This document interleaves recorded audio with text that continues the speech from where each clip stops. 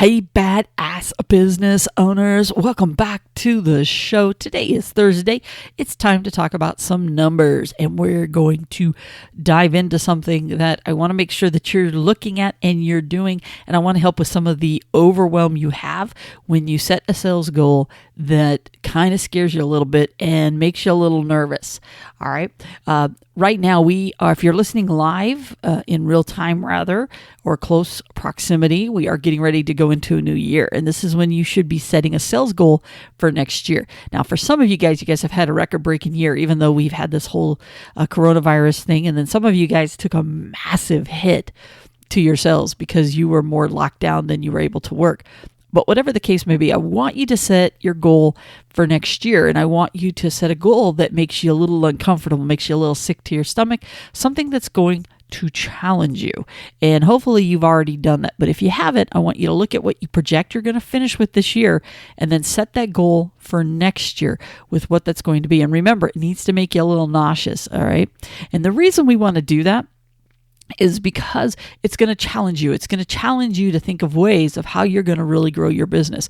Because if you make, let's just say you're running 10% comps right now. 10% comps means you're doing 10% more business this year than you are the year before. Well, that's comfortable to you. You've been doing it all year. You think you can just coast and keep doing it next year. But it's different if all of a sudden you tell yourself you're going to do 15, 20% comps next year. It makes you a little bit more queasy and makes you go, holy cow, how am I going to pull this off? That's the kind of stuff that I want you to do. Now, I'm not saying go from 10% to 50%. You might want to set that goal for yourself, you little overachiever, you.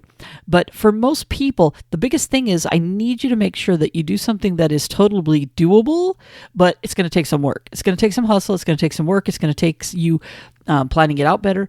And I also, by the way, don't just pick a sales goal. Make sure you pick a profit goal, because I've told you a million times, all the sales in the world mean nothing if you don't put any of it in your pocket. So make sure you're keeping profitability in mind. I'd much rather you do the same sales, but you make more money.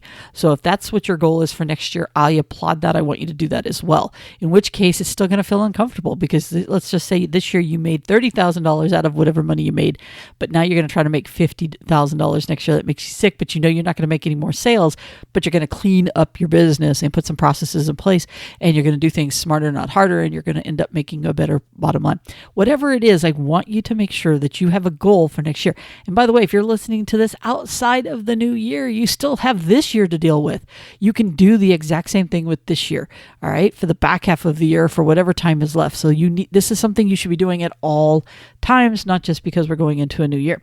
But what I want to help you with is I want to help you with the overwhelm that tends to come from setting a goal such as this. Because we have a tendency to do it for the year or for large chunks of time, it can be very overwhelming. So I'm going to take a sales goal and use it as our example. So let's just say that you this year think you're going to finish at $200,000, and you've set an uncomfortable jump to $250,000 next year. So you're going to go from $200,000 to $250,000 next year. That's a 25% increase year over year. When you're looking at it, it's making you sick to your stomach, going, oh my God, how am I going to create this business?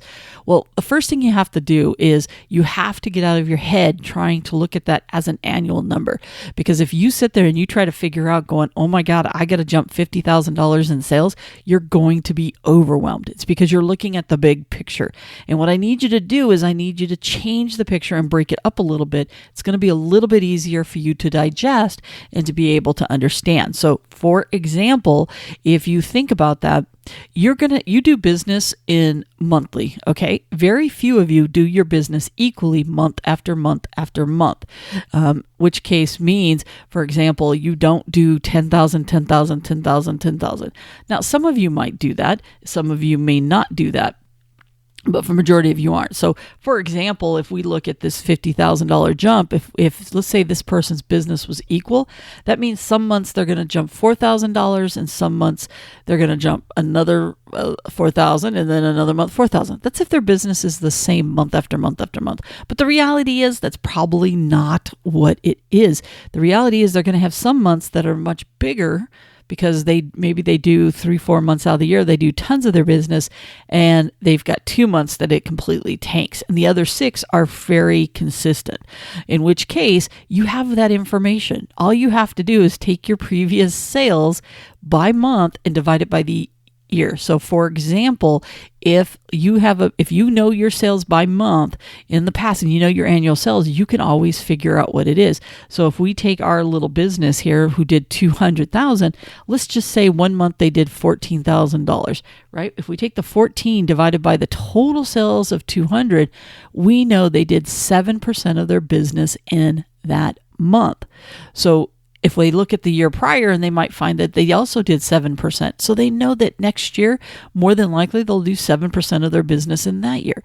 In which case, now what they can do is they can take that 7% and multiply it by that 250 to find out what their new goal is by month. So the 250, I'm doing this live, by the way, with this little calculator here, and that 14,000 that I said earlier, now their new jump is 17,500.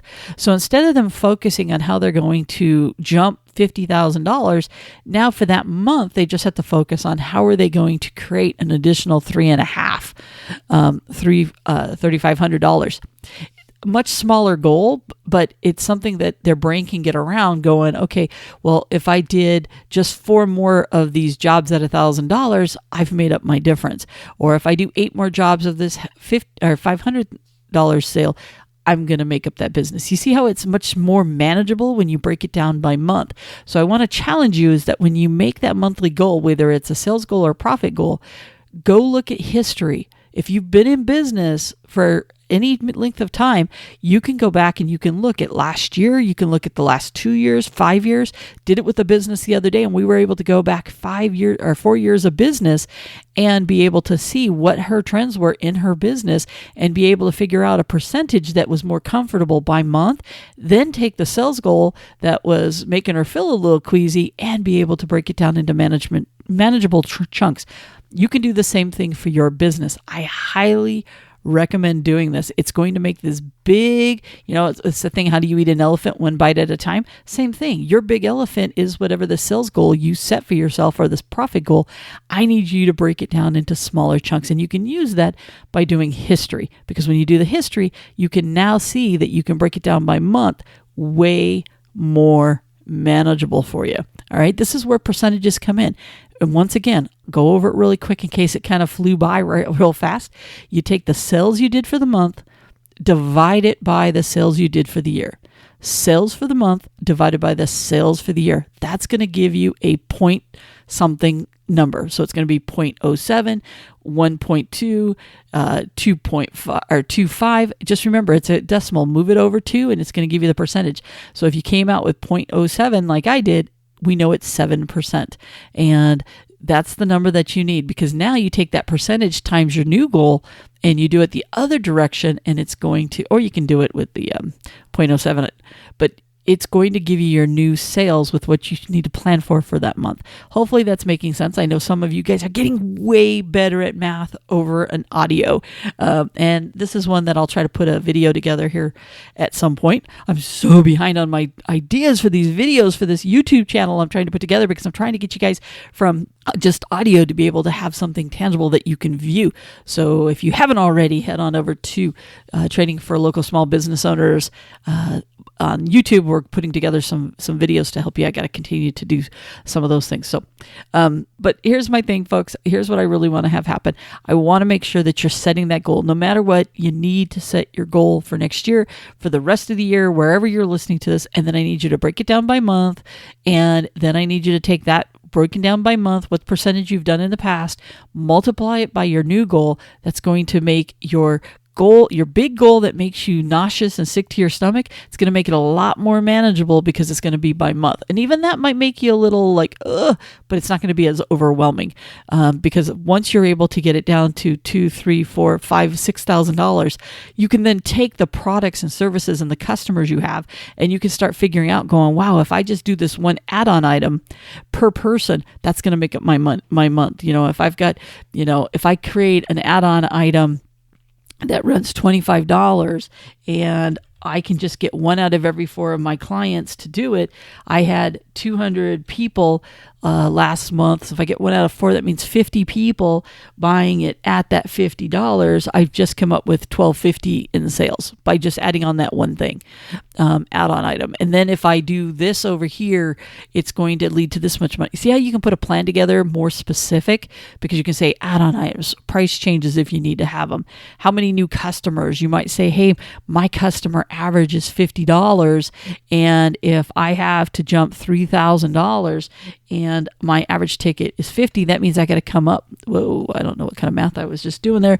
3,000 divided by $50 means I need to come up with 60 more customers. How can I do that? Now that, depending upon what you do, that may be easy to do. It might be challenging. If you only have like 5 a week, that's going to be definitely challenging. But if it's something where you already have 100 customers a week, that 60 isn't so bad when you break it out by 4, because now you just need to come up with 10 extra customers a week. So once again, break things down. That is the point of this entire thing. If you take something that feels really big and overwhelming, break it down, and you're going to find that it's way more manageable for you to be able to make a difference. All right, I'm just rattling, so I know it's my time to get out of here. Remember, you got to know your numbers. When you know your numbers, you can make more actionable plans, and even better, you can start working on making more profits. So please, please, please, whatever you do, make sure you put together your goal for next year, for the rest of this year, depending upon when you listen to it. And then I want you to break it down, and I want you to have a plan on how you're going to make that happen. I'm telling you, you will be so thankful that you did. And you're going to realize it's not as overwhelming as you thought it was going to be. All right, with that, I am out of here. Please make sure you hit subscribe so you never miss an episode, so we can keep giving you these nuggets every single week. All right, with that, I'm out of here. Bye for now. Hey, before you go, if you're looking to learn more about your business numbers, then check out the Know Your Business Numbers course, where we take a deeper dive into the key numbers, the calculations, the reports that will help you take your business to the next level. My mission is to help everyone love their business numbers. Yes, even including those of you that hate math. So much profit is hidden inside of your business numbers, and I want you to create some awesome profits. So check out the link in the show notes, or head on over to the knowyourbusinessnumberscourse.com. Once again, knowyourbusinessnumberscourse.com. Come join me. Let's go ahead and work on building your profits.